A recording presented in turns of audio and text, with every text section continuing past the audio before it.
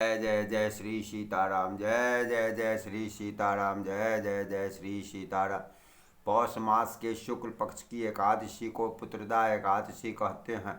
यह एकादशी 10 दिसंबर को है, दिन शुक्रवार। 10 दिसंबर दिन शुक्रवार। उसकी कथा इस प्रकार से है।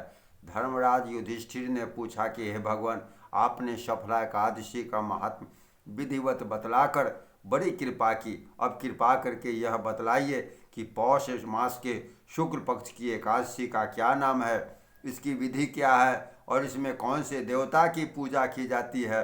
भगवान श्री कृष्ण बोले, हे राजन, इस एकादशी का नाम पुत्रदा एकादशी है। इसमें भी भगवान नारायण की पूजा की जाती है।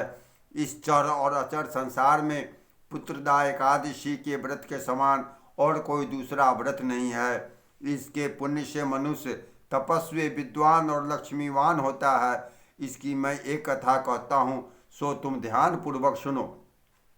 भद्रावती नामक नगरी में सुकेतुमान नाम का एक राजा राज्य करता था। उसको कोई पुत्र नहीं था। उसकी स्त्री का नाम सभ्या था। वह निपुत्री होने के कारण हमेशा चिंतित रहा करती थी। राजा के पितर भी रो रो कर पिंड लिया करते थे और सोचा करते थे, इसके बाद हमको कौन पिंड देगा।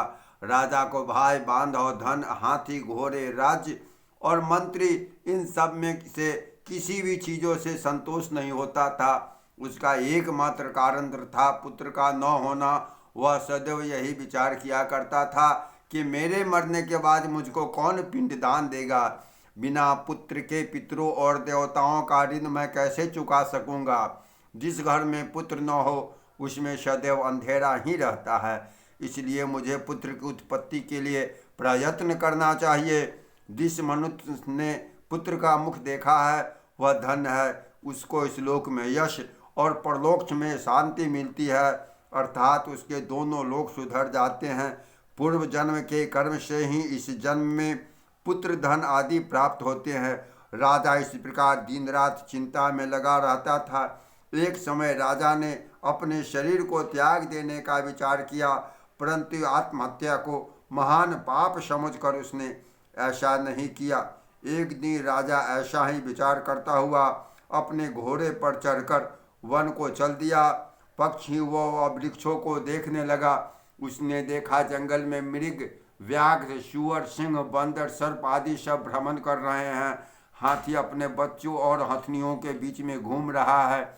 इस वन में कहीं तो गीदड़ अपने कर्कश स्वर में बोल रहे हैं, कहीं उल्लू ध्वनि कर रहे हैं। वन के दृश्यों को देखकर राजा सोच विचार में लग गया।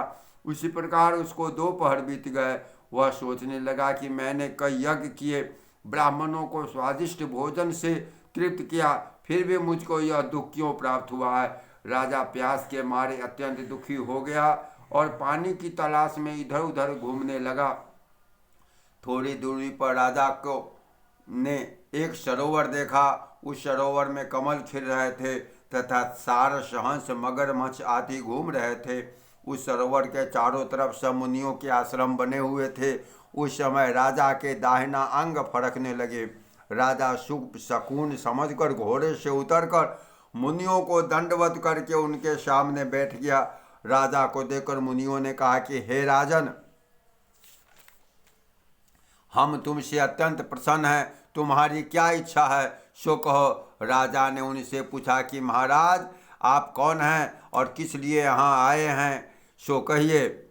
मुनि कहने लगे, हे राजन, आप संतान देने वाले पुत्रदा एकादशी हैं। हम लोग विश्वदेव हैं और इस सरोवर पर स्नान करने के लिए आए हैं। इस पर राजा कहने लगा कि महाराज, मुझे भी कोई संतान नहीं है। यदि आप मुझ पर प्रसन्न हैं तो एक पुत्र का वरदान दीजिए। मुनि बोले, हे राजन, आज पुत्रदा एकादशी है, अवश्य ही इसका व्रत करें। भगवान की कृपा से अवश्य ही आपके घर में संतान सुख होगा, पुत्र प्राप्त होगा। मुनि के वचनों के अनुसार राजा ने उस दिन एकादशी का व्रत किया और द्वादशी को उसका पारण किया। उसके पश्चात मुनियों को प्रणाम करके राजा अपने महल में वापस आ गया। कुछ समय के बाद रानी ने गर्भ धारण किया और 9 महीने के पश्चात उनके एक पुत्र हुआ। वह राजकुमार अत्यंत शूरवीर, धर्मान, यशस्वी और प्रजापालक हुआ। भगवान श्री कृष्ण बोले कि भगवान श्री कृष्ण बोले, हे राजन, पुत्र की प्राप्ति के लिए पुत्रदा एकादशी का व्रत अवश्य करना चाहिए। जो मनुष्य इस महात्म को पढ़ता है या सुनता है उसको अंत में स्वर्ग की प्राप्ति होती है। प्रेम से बोलिए एकादशी महात्म्य की जय। श्रीवर नारायण नारायण नारायण, भजमन नारायण नारायण नारायण, लक्ष्मी नारायण नारायण नारायण, लक्ष्मी नारायण नारायण नारायण, श्री लक्ष्मी नारायण नारायण नारायण, श्री लक्ष्मी नारायण नारायण नारायण, भजमन नारायण नारायण, श्रीवर नारायण नारायण नारायण, श्रीवर नारायण नारायण नारायण, भजमन नारायण नारायण नारायण, श्रीवर नारायण नारायण नारायण, भजमन नारायण नारायण नारायण, श्रीवर नारायण नारायण, भजमन नारायण नारायण नारायण, भजमन नारायण नारायण नारायण, भजमन नारायण नारायण नारायण, भजमन नारायण नारायण नारायण, श्रीवर नारायण नारायण नारायण, श्रीवर नारायण नारायण नारायण, नारायण नारायण नारायण। जय श्री सीताराम, जय जय जय श्री सीता।